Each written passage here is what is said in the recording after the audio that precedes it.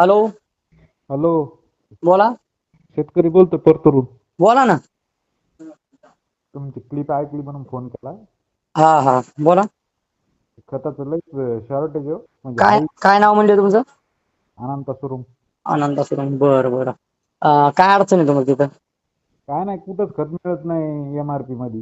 आता विषय काय माहितीये का, आता आपण भूमिका घेतली, हा पण आता आपण तर कटणारे तटूनच कारवायाच करायला लावणार आहे. आता उद्या आज कृषी दिन असल्यामुळे ते आज येणार नाही. हा. मी आता जस्ट आनंदरावला फोनवर बोललो की हम्म. बाबा तुम्ही नोटीस काढा त्यांना.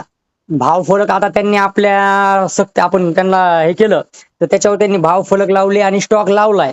पण आजही वस्तुस्थिती अशी आहे की त्या कच्च्या बिलावर ते भाव करतेत चिठ्ठी, आणि ओरिजिनल बिलावर जे नियमाप्रमाणे भाव आहे का हा. त्याच्याहून हे करतात. आणि आज मी 350 रुपयालाच युरियाची बॅग द्यायले. आणि आणि DAP. तेही ते दुसरं खत घेतलं कोणतं आहे त्यांच्याकडे, ते हा. घेतलं तरच हे द्यायलेत, ह्या बॅगी द्यायलेत, नाही तर मग देईनात युरिया. DAP चं जो. DAP तर आता काल मला वसमतहून फोन आलता. हा. त्यावेळेस आपल्या इकडले कृषी सहाय्यक मस्के साहेब माझ्या सोबतच होते. हम्म. त्यांना वस्तुस्थिती दाखवली मी. हा. मग मी त्या शेतकऱ्याकडून संबंधित कृषी अधिकाऱ्याचा नंबर घेतला. त्यांना आता थोड्या वेळाने फोन लावणार आहे. हा. आणि विषय काय आहे, हे अधिकाऱ्याला चिरीमिरी देतात व्यापारी, हा. त्याच्यानंतर हे कारवाई करत नाही. जरी समजा कारवाई करायची असेल तर शेतकरी बाहेर येत नाही. ही एक मोठी खंत आहे. म्हणजे सगळ्याला कळायलंय की बाबा आपलं शोषण होईलय, आपलं शोषण करायलंय कोण, पण त्याच्या विरोधात शेतकरी पण बाहेर येणं गरजेचं आहे ना. शेतकऱ्याचा रोजच दुकानदारासंग रामराम हा करणं. हा.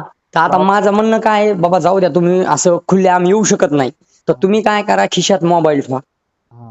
भाव करताना ते म्हणतच ना युरिया 350ला आहे, तर त्याला वाद करू नका. प्रेमाने फरक दी म्हणा, फक्त गप्पा मारा. आणि त्याची व्हॉइस रेकॉर्डिंग, व्हिडिओ रेकॉर्डिंग हे काढा गोपनीय. शेवटी हे वादच झाला ना, बी त्याला नाही ना, नाही ना. तुम्ही ज्या वेळेस आम्हाला देता त्यावेळेस तुमचा आवाज आम्ही म्यूट करू, तुम्ही बोलतानाचा. फक्त व्यापारी बोलतानाच आपण आवाज त्याच्यावर दाखवणार. असं होय. हा, त्याच्यामुळं शेतकऱ्याचा समजा आता तुमचा आवाज आहे, तुमचा आवाज व्हायरल झाल्याच्या नंतर ते विषय काय होणार की बाबा असं असं झालं, किंवा ह्या शेतकऱ्याचा आवाज आहे, याचा आहे, त्याचा आहे, ते त्यांना कळणार आणि उद्या ते अडचणी आणणार. आपण शेतकऱ्याला बी दोष देत नाही. विषय काय, छोट्या छोट्या गोष्टीसाठी शेतकऱ्याला त्यांच्याकडे जाणं आहे. काही जणांचा विषय असा असतो की त्यांचं कधी मध्ये उधार घेणं, कधी मध्ये छोट्या छोट्या असतं, बाबा देऊ आपण, सोयाबीन झाल्यावर देऊ, त्याचं बिल आल्यावर देऊ, त्याचं बिल आल्यावर, अशा बी गोष्टी असतात.